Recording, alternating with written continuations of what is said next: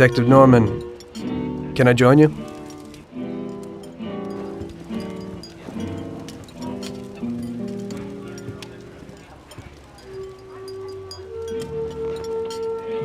Sorry for the delay, but I didn't want anybody seeing me, if you know what I mean. What can I get you, sir? Just a coffee. Coming right up.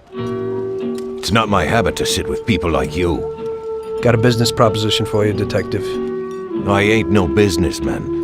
And even if I were, I wouldn't be doing business with the likes of you. I don't usually do business with your kind either. But this is a bit of a strange deal. Good for you and your superiors, and good for me.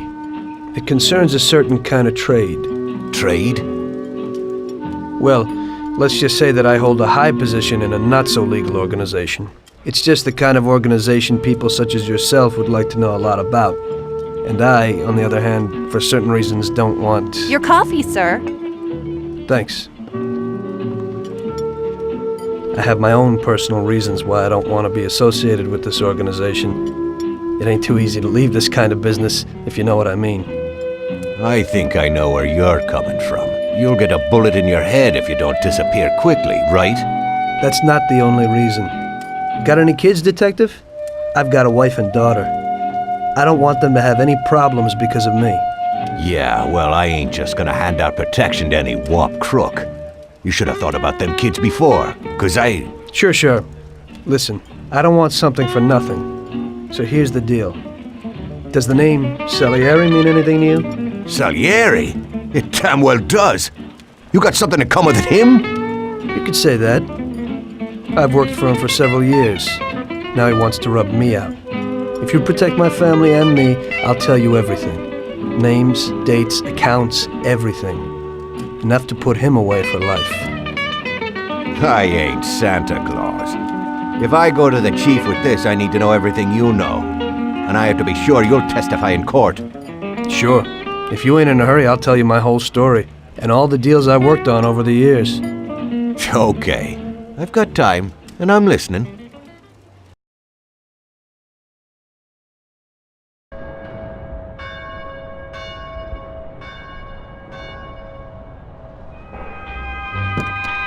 I used to be a taxi driver.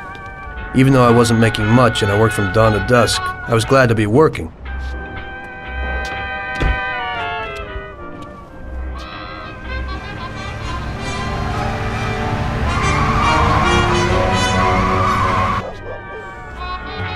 It was a bad time and some other people were worse off than me.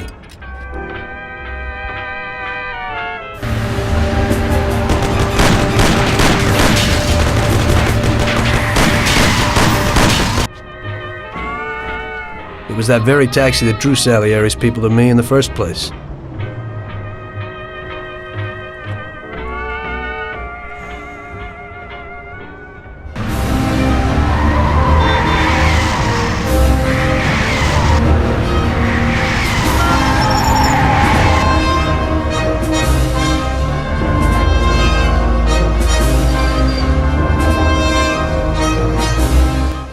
One day I was on my break and I was just hanging out. Suddenly I heard a tremendous crash. Sam! They got me! Damn it! Climb up and move. There's a taxi. We'll be okay. It was clear to me that these guys had to get out of there fast, so I thought it was best to cooperate, rather than ending up with a hole in my head. Move it. Come on.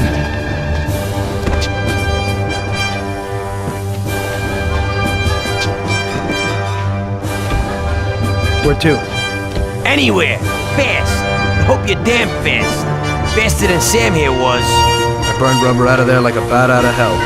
It didn't matter where, just away from those gentlemen who were chasing my new customers. Now listen carefully. We gotta shake these clowns behind us. If you don't do it, then we're done for. And that includes you. Step on it, kid. Step on it or we're done for. I'll shoot you to pieces! Woo! I'll shoot you to pieces! I'll kill you! Shoot him, Sam!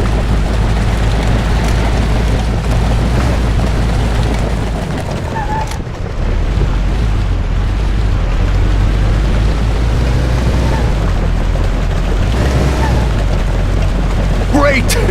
We made it! Good work, brother. Now take us to Salieri's bar. I'll show you the way.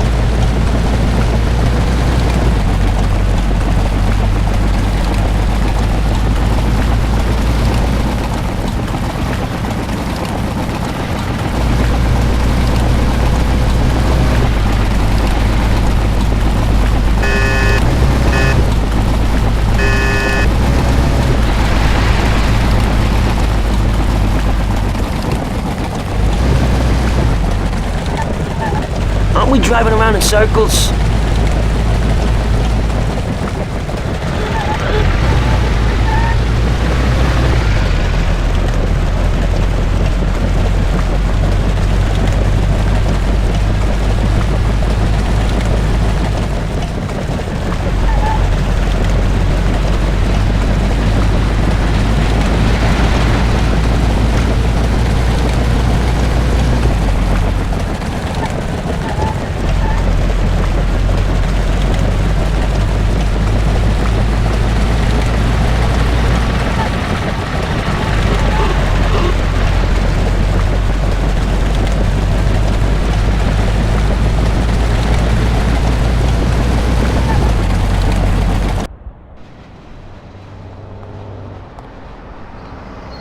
Finally, we're home. Wait here, friend. Sam will get you a little something from Mr. Salieri. Thanks for your help.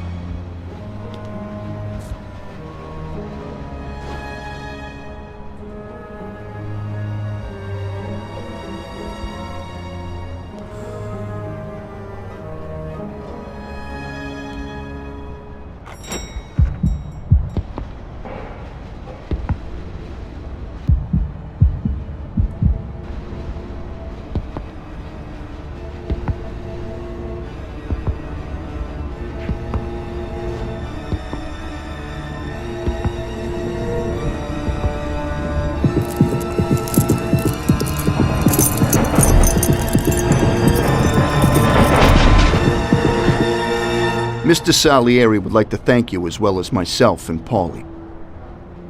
It's compensation for the damage to your car and your services. It should be enough. Yes, of course. Thanks. Give my regards to Mr. Salieri.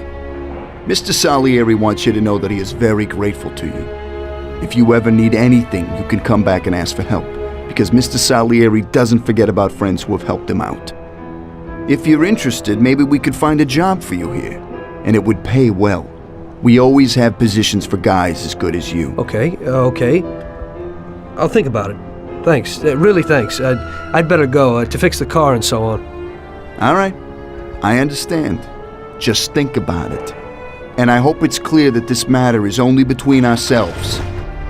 You take care, kid.